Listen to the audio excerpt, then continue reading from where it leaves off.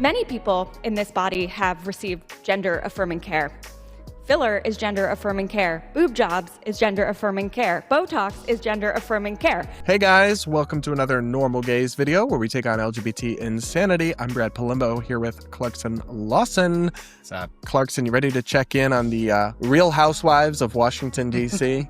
You know, I was watching Parks and Rec, and they talked about how members of the House of Representatives are like all alcoholic drunks, and they're severely like intellectually challenged. And whenever I watch a video from the House floor, I think about that episode. It's just the most trashiest, ghetto, ratchet branch of government. And it's funny because it's like the most democratic branch of government. They're always up for election, and that's why they're doing this. They're constantly pandering to the people.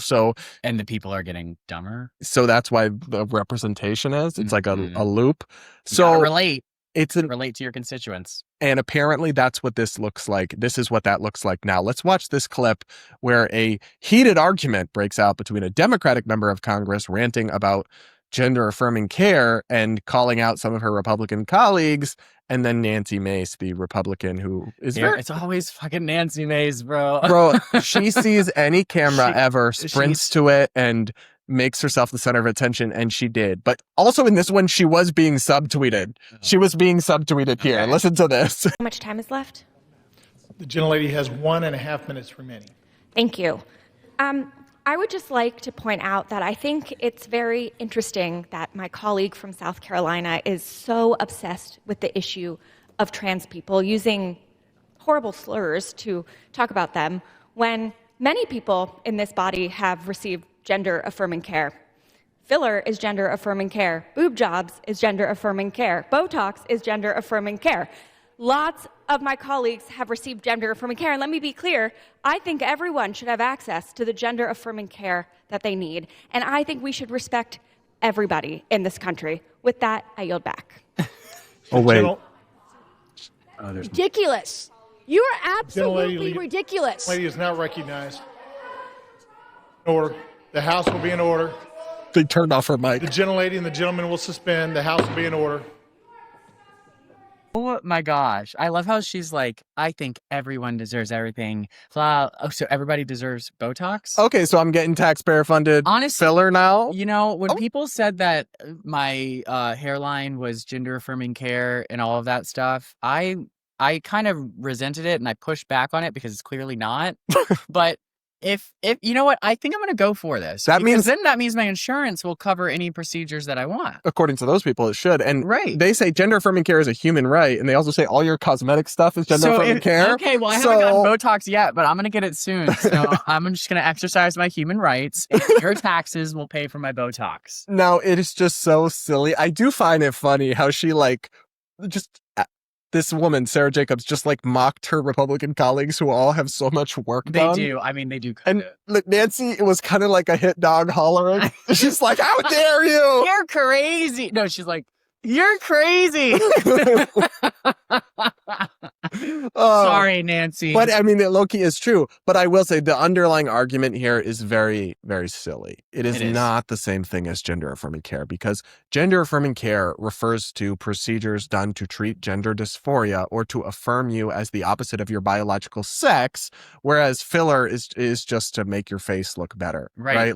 But these things are not the same. A boob job is to augment your breasts, not to make you pass as the opposite sex. These are fundamentally different things. In medicine, when you have even the same treatment given for two different things, it's not the same thing. Well, yeah, you have to have, if you have dysphoria, then your gender requires affirmation because you don't naturally get that affirmation. If you are not somebody with the presence of dysphoria, you don't require affirmation. So any procedure that you get is not gender affirming. Yeah, it's just so simple. I honestly, I'm about to crash out because we talk about the dumbest shit on this channel. It's like, Why do we have to explain this? Explain this also not to random TikTok crazy members of Congress. Like, this is the level of discourse in the United States Congress. Actually, gender affirming care is like boob jobs. No, it is not. It's not the same thing. And I care about everybody. So, like, everybody deserves everything in the world. And it will all just be free. That's why you should vote for me, Sara Jacobs. And love the trans stuff. all the Republicans have lots of plastic surgery. And then they're like, no, we don't. Yeah. And Sara, honestly, she did kind of eat with that, but like not the. That's what I'm saying. Like, you can insult without being dumb. Like, if you got rid of the trans part and you just like made fun, like you just called them out for having lots of work done, but also who cares? Like, if they want to have work done, that's fine by me. But they've had a lot, and they don't go to the best doctor. No, they don't. Well, I don't know what it is, because that is very true. There's like a Mar-a-Lago look that I don't know what happened. I think it might be a lip flip with too much, and then really thick eyebrows and the matte skin. I've never done any of it. I don't particularly find it attractive, but you know what? Do whatever you want. Actually, I think I'm going to get some jaw filler soon. Really? Yeah. Stronger jawline. Haven't people had things where like their filler like migrates? Yeah. It's a little scary. I don't want random shit inside of me, but I don't really care. I just want to be hot.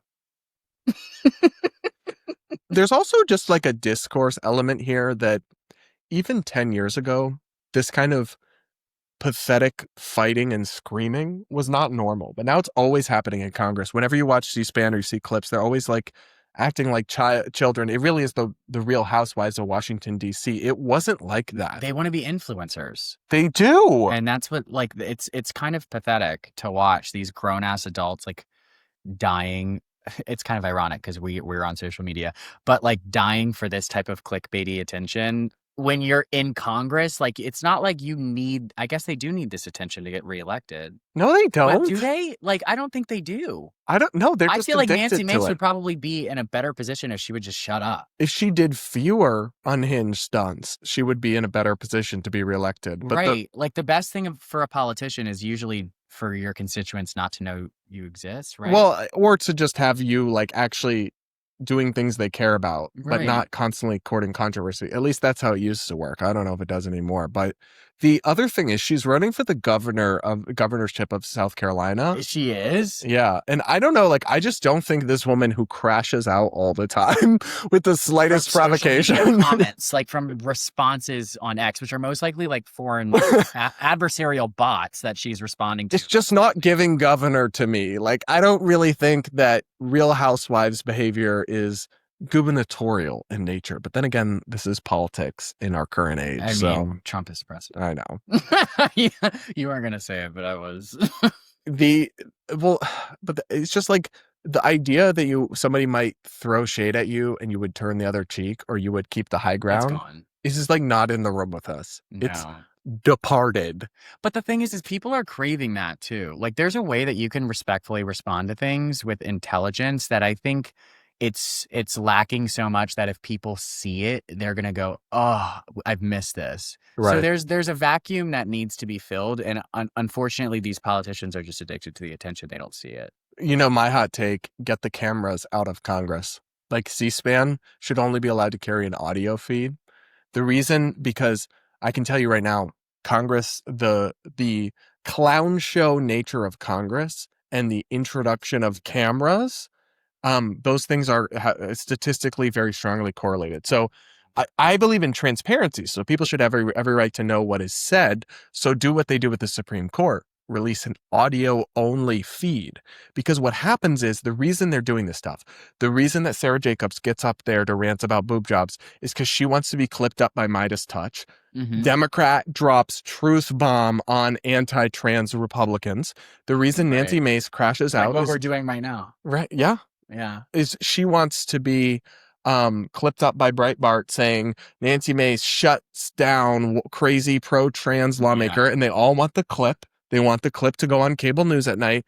Get the cameras out of there, and you'll see them start to act like legislators again and not influencers. There's nothing wrong with being an influencer. There's nothing wrong with entertainment and drama, but you probably don't need to focus on that if you're a member of Congress. I say get the cameras out of there. They're not necessary. That's a really good point.